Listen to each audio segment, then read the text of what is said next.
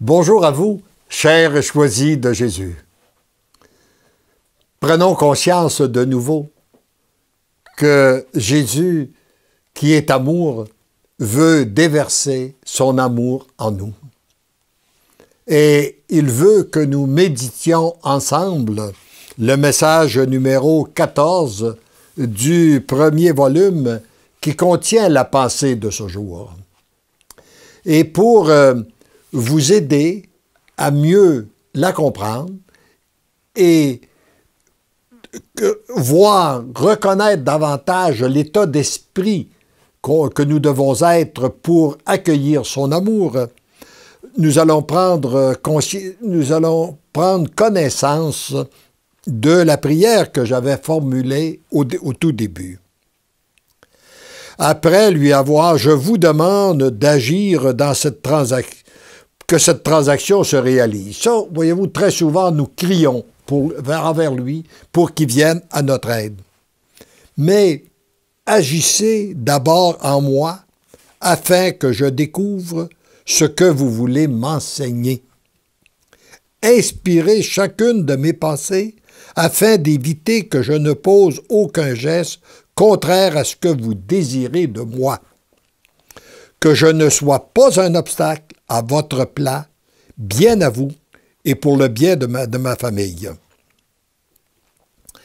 Et je continue un peu plus loin en lui disant, je me sens égoïste de revenir sur mes petites préoccupations, alors qu'il y a une multitude d'âmes en voie de perdition et que toutes mes demandes devraient être pour le salut des âmes et pour votre gloire à vous, ainsi que votre retour. Merci de votre grande miséricorde pour le pauvre pécheur que je suis. C'est vous qui savez ce que j'ai besoin d'apprendre cette nuit. Je vous donne la liberté de ne pas répondre à mes préoccupations si vous le jugez ainsi. Vous êtes le maître. Je suis le tout petit qui veut s'amender pour être celui que vous désirez. Je vous donne toute ma confiance et j'accepte mon impuissance et les croix que vous voudrez bien me laisser. C'est votre présence que je désire plus que tout. Je me tais pour vous écouter. Je vous aime. Et la réponse que j'ai obtenue à la suite de cette prière est celle-ci. Mon enfant, mon tout petit, si tu savais l'importance de ce que tu vis présentement, tu ne demanderais rien d'autre. C'est encore ce qu'il veut dire aujourd'hui à chacun de nous. Peu importe notre situation familiale, d'affaires, matrimoniales, enfin, peu importe nos souffrances, nos joies, nos peines, si tu savais l'importance de ce que tu vis présentement, tu ne me demanderais rien d'autre. Moi qui connais tout, je sais exactement ce dont tu as besoin aujourd'hui. Demain, ce sera autre chose. Voyez-vous, il nous donne, quand on lui a demandé dans la prière de notre Père, qui nous a enseigné, il nous demandons, donne-nous aujourd'hui le pain quotidien, donne-nous le pain dont nous avons besoin aujourd'hui.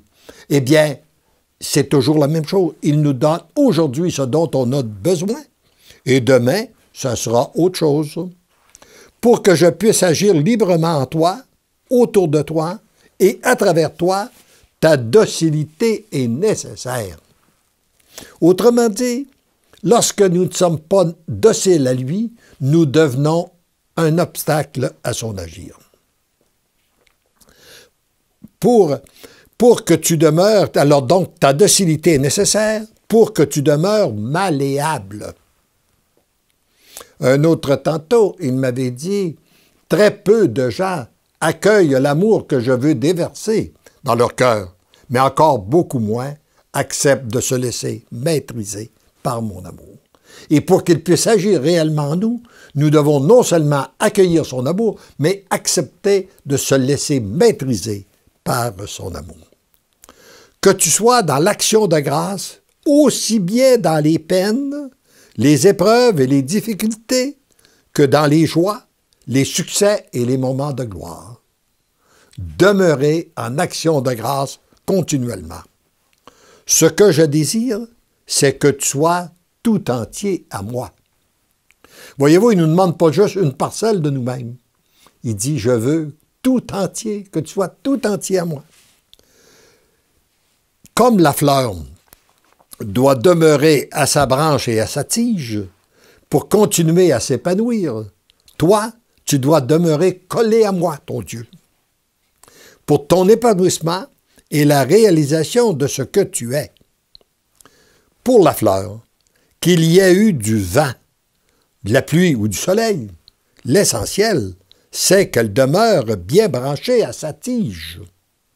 Toi, tu es cette fleur qui vit des moments de joie, de peine, de difficulté, mais l'essentiel de tout ce dont tu as besoin pour accueillir la mission que je te confie, contemple ce que j'ai eu à vivre lorsque je me suis retrouvé sur le chemin du calvaire.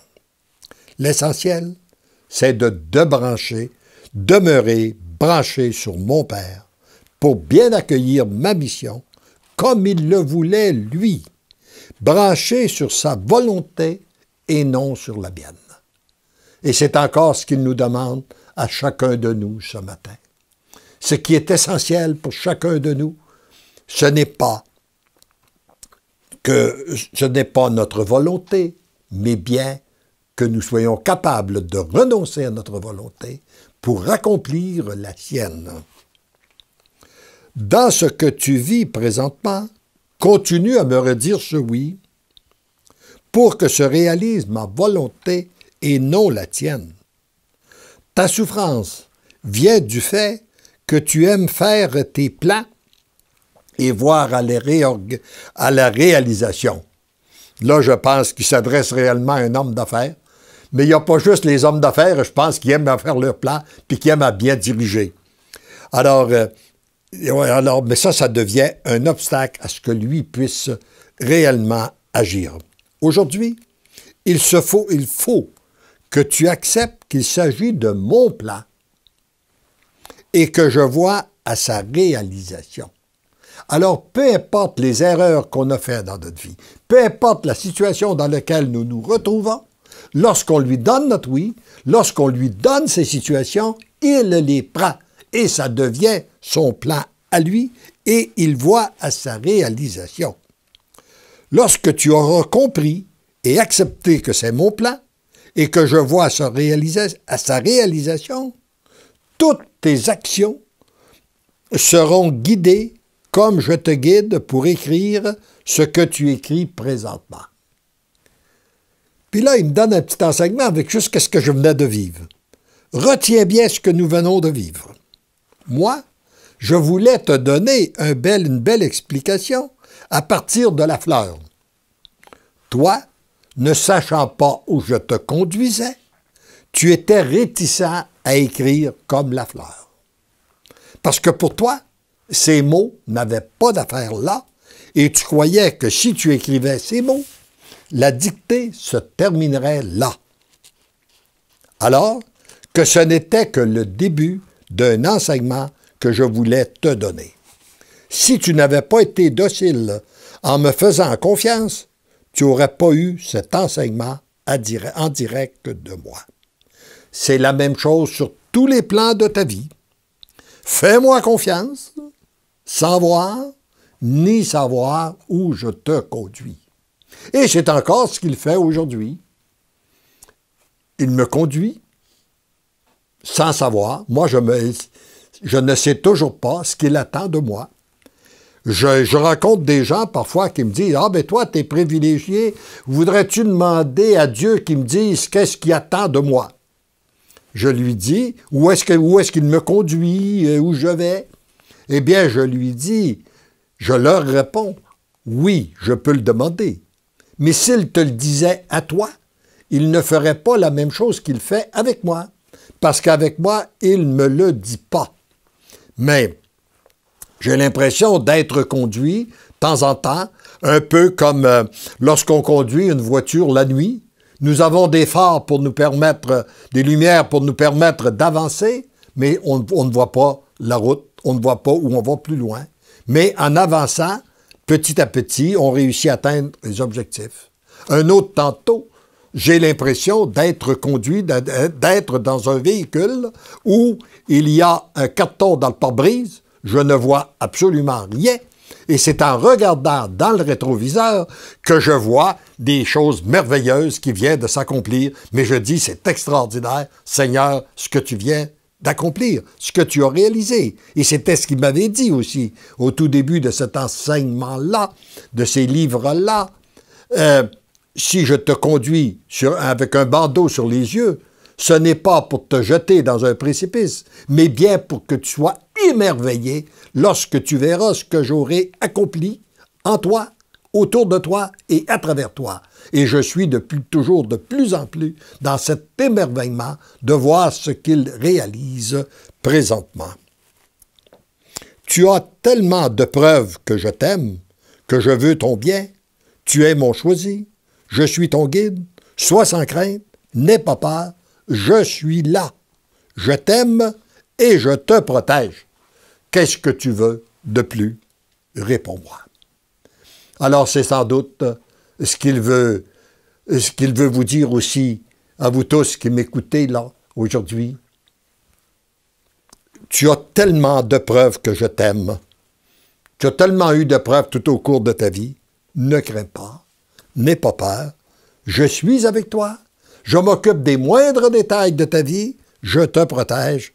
Qu'est-ce que tu veux de plus? Réponds-moi. Et peut-être, pour vous aider dans la réponse, je vais vous dire qu'est-ce que j'ai répondu à cette question. Mon Seigneur et mon Dieu, comme je suis lent à comprendre, et surtout à vivre ce que vous m'enseignez si bien,